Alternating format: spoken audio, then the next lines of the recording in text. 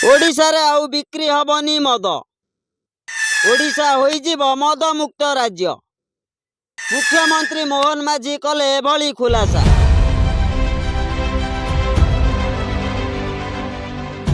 हाँ आज्ञा, राज्य रे पर्यायक्रमे कमिब मद कारोबार।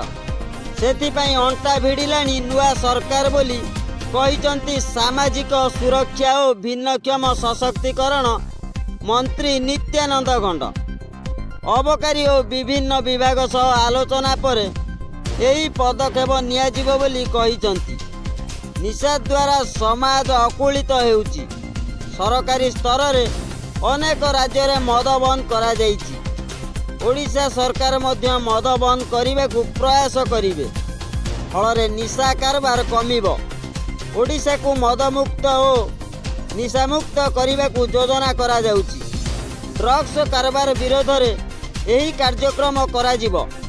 सुस्थ समाज गठन पई यह बेस आवश्यक। आज अंतर्जातीय निशा निवारण दिवस अवसर रे राज्य सरकारक सामाजिक सुरक्षा और भिन्नक्षम सशक्तिकरण विभाग पक्षरु आयोजित कार्यक्रम रे ए नहीं सूचना नहीं विभागीय मंत्री नित्यानंद गंड। हाँ दर्शक बंधु, एभली किछि बैठक रे आलोचना चली। तो आमे जदि एतिकी कहबू ओडिशा रे मद बंद हबाटा फाइनल। सूचना आज एतिकी। नमस्कार।